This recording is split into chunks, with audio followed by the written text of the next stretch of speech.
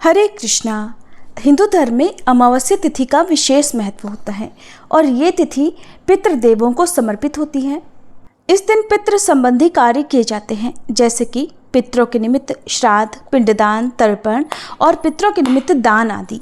ऐसी मान्यता है कि इस दिन किए गए शुभ कर्मों से या पितरों के निमित्त कर्म करने से पितरों की आत्मा को शांति मिलती है, पितर तृप्त रहते हैं और अपने परिवारजनों को आशीर्वाद प्रदान करते हैं।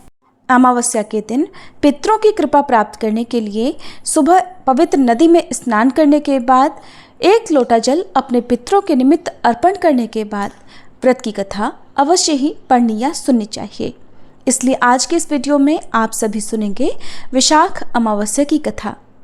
एक बार मिथिलापति ने श्रुतदेव जी से पूछा, हे ब्राह्मण, इस वैशाख मास में कौन कौन सी तिथियां पुण्यदायिनी हैं? तब श्री सूत जी कहने लगे कि सूर्य के मेष राशि में स्थित होने पर वैशाख मास में 30 ही तिथियां पुण्यदायिनी मानी गई हैं। एकादशी में किया हुआ पुण्य कोटि गुना होता है। उसमें स्नान, दान, तपस्या, होम, देव पूजा, पुण्य कर्म और कथा का श्रवण किया जाए तो वह तत्काल ही मुक्ति देने वाला होता है। जो रोग आदि से ग्रस्त और दरिद्रता से पीड़ित हो, वह मनुष्य इस पुण्यमयी कथा को सुनकर धन्य हो जाता है। वैशाख मास मन से सेवन करने योग्य है, क्योंकि वह समय उत्तम गुणों से युक्त है। दरिद्र, धनाढ्य, पंगु, अंधा, नपुंसक, विधवा, साधारण स्त्री, पुरुष, बालक, युवा, वृद्ध तथा रोग से पीड़ित मनुष्य ही क्यों न हो, वैशाख मास का धर्म सभी के लिए अत्यंत सुख प्रदान करने वाला है। परम पुण्यमय वैशाख मास में सूर्य जब मेष राशि में स्थित हो, तब पाप नाशिनी अमावस्या कोटि गया के समान फल देने वाली होती है। हे राजन, जब पृथ्वी पर राजर्षि सावर्णी का शासन था, उस समय 30वें कलयुग के अंत में सभी धर्मों का लोप हो चुका था। उसी समय आनर्त देश में धर्मवर्ण नाम से विख्यात एक ब्राह्मण थे। मुनिवर धर्मवर्ण ने उस कलयुग में ही किसी समय महात्मा मुनियों के सत्रयाग में सम्मिलित होने के लिए पुष्कर क्षेत्र की यात्रा की। वहां पर कुछ व्रतधारी महर्षियों ने कलयुग की प्रशंसा करते हुए इस प्रकार कहा था कि सतयुग में भगवान विष्णु को संतुष्ट करने वाला जो पुण्य 1 वर्ष में मिल जाता है, वही त्रेता युग में 1 मास में मिलता है और द्वापर युग में 15 दिनों में साध्य हो जाता है। किंतु कलयुग में तो भगवान विष्णु का स्मरण मात्र से ही उससे 10 गुना पुण्य प्राप्त हो जाता है। कलयुग में बहुत थोड़ा पुण्य भी कोटि गुना होता है। जो एक बार भी भगवान का नाम सच्चे मन से लेकर दयादान करता है, अकाल के समय अन्न का दान करता है, वह निश्चय ही ऊर्ध्वलोक में गमन करता है और मोक्ष प्राप्त करता है। यह सुनकर देवर्षि नारद हंसते हुए नृत्य करने लगे। सभासदों ने पूछा, नारद जी, ये क्या बात है? तब बुद्धिमान नारद जी ने हंसते हुए उन सभी को उत्तर दिया, नारायण नारायण, आप सभी का कहना सत्य है। इसमें संदेह नहीं कि कलयुग में थोड़े से कर्म से भी महान पुण्य का साधन किया जाता है और क्लेशों का नाश करने वाले भगवान केशव स्मरण मात्र से ही प्रसन्न हो जाते हैं। फिर भी मैं आप लोगों से ये कहता हूँ कि कलयुग में ये 2 बातें दुर्घट हैं, शिश्नेंद्रिय का निग्रह और जिह्वा को वश में रखना। ये दोनों कार्य जो भी सिद्ध कर ले वही नारायण स्वरूप है। इसलिए कलयुग में आपको यहाँ नहीं ठहरना चाहिए। नारद जी की ये बात सुनकर उत्तम व्रत का पालन करने वाले महर्षि सहसा यज्ञ को समाप्त करके सुखपूर्वक चले गए। धर्मवर्ण ने भी वह बात सुनकर भूलोक को त्याग देने का विचार किया। उन्होंने ब्रह्मचर्य व्रत धारण करके दंड और कमंडल हाथ में लिया और जटावल्कलधारी होकर वे कलयुग के अनाचारी पुरुषों को देखने के लिए घर छोड़कर चल दिए। उनके मन में बड़ा आश्चर्य हो रहा था। उन्होंने देखा कि प्रायः मनुष्य पापाचार में लीन होकर बड़े भयंकर और दुष्ट हो गए हैं। ब्राह्मण पाखंडी हो गए हैं, शूद्र संन्यास धारण कर रहे हैं, पत्नी अपने पति से द्वेष रखती है, शिष्य गुरु से वैर करता है, सेवक स्वामी के और पुत्र पिता के घात में लगा हुआ है, ब्राह्मण शूद्रवत और गौवें बकरियों की तरह हो गई हैं। वेदों में गाथा की ही केवल प्रधानता रह गई है। शुभ कर्म साधारण लौकिक कामों की तरह रह गए हैं। इनके प्रति किसी की कोई महत्व बुद्धि ही नहीं है। भूत प्रेत और पिशाच आदि की उपासना चल पड़ी है। सब लोग मैथुन में आ सकते हैं और उसके लिए अपने प्राण भी खो रहे हैं। झूठी गवाही देने लगे हैं। मन में सदा छल और कपट भरा रहता है। कलयुग में सदा लोगों के मन में कुछ और, वाणी में कुछ और कर्म में कुछ और ही देखा जाता है। सबकी विद्या किसी न किसी स्वार्थ को लेकर ही होती है और केवल राजभवन में ही उसका आदर होता है। संगीत आदि कलात्मक विद्याएं भी राजाओं को प्रिय हैं। कलयुग में अधम मनुष्य पूजे जाते हैं और श्रेष्ठ पुरुषों की अवहेलना होती है। कलयुग में वेदों के विद्वान ब्राह्मण दरिद्र होते हैं। लोगों में प्रायः भगवान की भक्ति नहीं होती। पुण्य क्षेत्र में पाखंड अधिक बढ़ गया है। शूद्र लोग जटाधारी तपस्वी बनकर धर्म की व्याख्या करते हैं। सभी मनुष्य अल्पायु, दयाहीन और शठ होते हैं। कलयुग में प्रायः सभी धर्म के व्याख्याता बन जाते हैं और दूसरों से कुछ लेने में ही उत्सव मानते हैं। अपनी पूजा कराना चाहते हैं और व्यर्थ ही दूसरों की निंदा करते हैं। अपने घर आने पर सभी अपने स्वामी के दोषों की चर्चा में तत्पर हो जाते हैं। कलयुग में लोग साधुओं को नहीं जानते, पापियों को ही बहुत आदर देते हैं। दुराग्रही लोग इतने दुराग्रही होते हैं कि साधु पुरुषों के एक दोष का भी ढिंढोरा पीटने लगते हैं और पापात्माओं के दोष समूह को भी गुण बतलाकर उनका गुणगान किया करते हैं। कलयुग में गुणहीन मनुष्य दूसरों के गुण ना देखकर केवल उनके दोषों को ही ग्रहण करने में प्रसन्नता अनुभव करते हैं।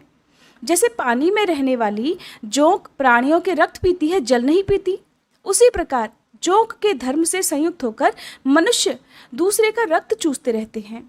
औषधियाँ शक्तिहीन होती हैं, ऋतुओं में उलटफेर हो जाता है, सभी राष्ट्रों में अकाल पड़ता है, कन्या योग्य समय में संतान उत्पत्ति नहीं करती। जो वेद वेदांत की विद्याओं में तत्पर और अधिक गुणवान हैं, उन्हें अज्ञानी मनुष्य सेवक की दृष्टि से देखते हैं। वे सब के सब भ्रष्ट होते हैं। कलयुग में प्रायः लोग श्राद्ध कर्म का त्याग करते हैं, वैदिक कर्मों को छोड़ बैठते हैं। प्रायः जिह्वा पर भगवान विष्णु के नाम कभी नहीं आते। लोग श्रृंगार रस में ही आनंद का अनुभव करते हैं और उसी के गीत गाया करते हैं। कलयुग के मनुष्यों में न कभी भगवान विष्णु की सेवा देखी जाती है, न शास्त्रीय चर्चा होती है, न कहीं यज्ञ की दीक्षा है, न विचार का लेश है, न तीर्थ यात्रा है और न दान धर्म ही होते देखे जाते हैं। ये कितने आश्चर्य की बात है। उन सब को देखकर धर्मवर्ण को बड़ा भय लगा। पाप से कुल की हानि होती देख अत्यंत आश्चर्य से चकित होकर वे दूसरे द्वीप में चले गए। सब द्वीपों और लोकों में विचरते हुए बुद्धिमान धर्मवर्ण किसी समय कौतूहलवश पितृलोक में गए। वहां उन्होंने कर्म से कष्ट पाते हुए पितरों को बड़ी भयंकर दशा में देखा। वे दौड़ते, रोते और गिरते पड़ते थे। उन्होंने अपने पितरों को भी नीचे अंधकूप में पड़े हुए देखा। उनको देखकर आश्चर्यचकित होकर दयालु धर्मवर्ण ने पूछा कि आप लोग कौन हैं? आपने ऐसे कौन से पाप किए हैं कि आपको इस अंधकूप में गिरना पड़ा?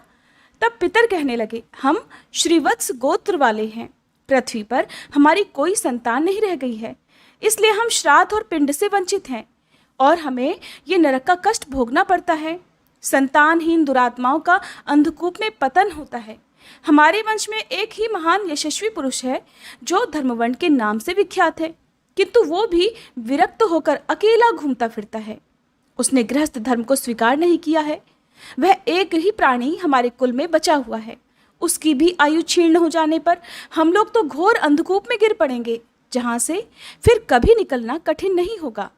इसलिए तुम पृथ्वी पर जाकर धर्मवर्ण को समझाओ। हम लोग दया के पात्र हैं। हमारे वचनों से उसे ये बताओ कि हमारी वंश रूपा दुर्वा को काल रूपी चूहा हर दिन खा रहा है। क्रमशः धीरे धीरे सारे वंश का नाश हो गया है। अब एक तुम ही बचे हो। जब तुम भी मर जाओगे तब संतान परंपरा न होने के कारण तुम्हें भी अंधकूप में गिरना पड़ेगा, जैसे हम गिरे हुए हैं। इसलिए गृहस्थ धर्म को स्वीकार करके संतान उत्पन्न करो। इससे हमारी और तुम्हारी दोनों की ऊर्ध्व गति होगी। अगर एक भी पुत्र वैशाख, माघ या फिर कार्तिक मास में हमारे उद्देश्य से स्नान, श्राद्ध और दान करेगा तो उससे हम लोगों की ऊर्ध्व गति होगी और इस घोर नरक से उद्धार हो जाएगा।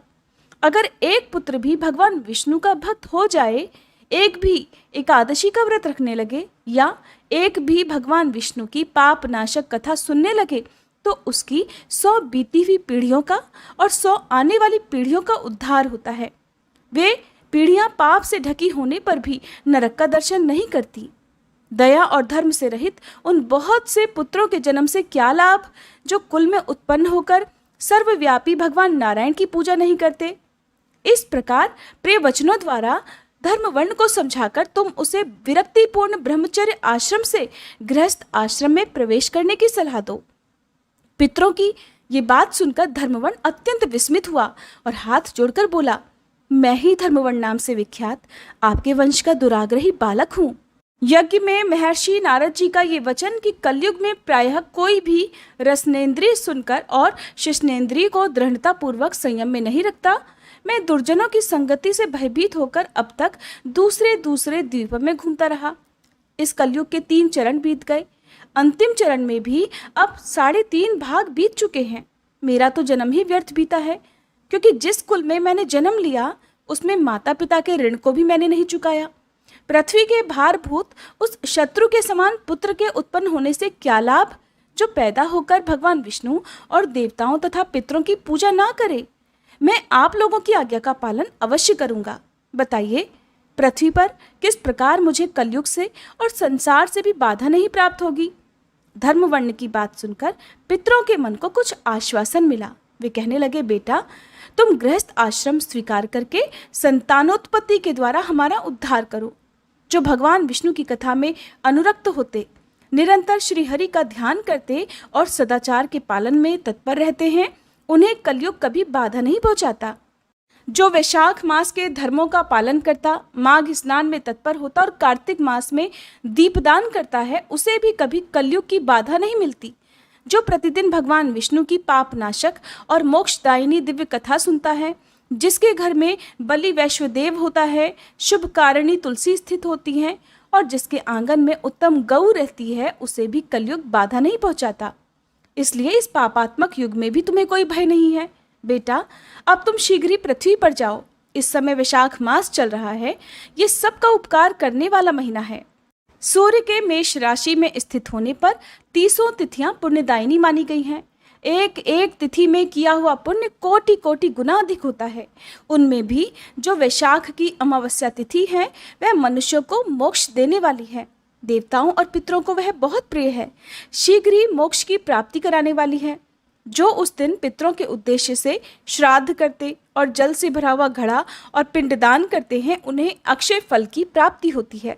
इसलिए पुत्र, तुम शीघ्र जाओ और जब अमावस्या हो तब घड़े सहित श्राद्ध और पिंडदान करो।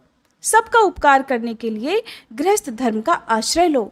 धर्म, अर्थ और काम से संतुष्ट होकर उत्तम संतान पाकर फिर मुनिवृत्ति से रहते हुए सुखपूर्वक द्वीपों में घूमो। पितरों के इस प्रकार आदेश देने पर धर्मवर्ण मुनि शीघ्रतापूर्वक भूलोक में गए। वहां मेष राशि में सूर्य के स्थित रहते हुए वैशाख मास में प्रातःकाल स्नान करके देवताओं, ऋषियों तथा पितरों का तर्पण किया। फिर कुंभदान सहित अर्थात घड़े सहित पाप विनाशक श्राद्ध करके उसके द्वारा पितरों को पुनरावृत्ति रहित मुक्ति प्रदान की, अर्थात उन्हें मोक्ष प्रदान किया। इसके बाद उन्होंने स्वयं विवाह करके उत्तम संतान को जन्म दिया और लोक में उस पाप नाशिनी अमावस्या तिथि को प्रसिद्ध किया। इसके बाद वे भक्ति पूर्वक भगवान विष्णु की आराधना करने के लिए वे बड़ी प्रसन्नता से गंधमादन पर्वत पर चले गए। इसलिए वैशाख मास की ये अमावस्या तिथि परम पवित्र मानी गई है। ये थी आज की वीडियो। उम्मीद है आपको पसंद आई होगी।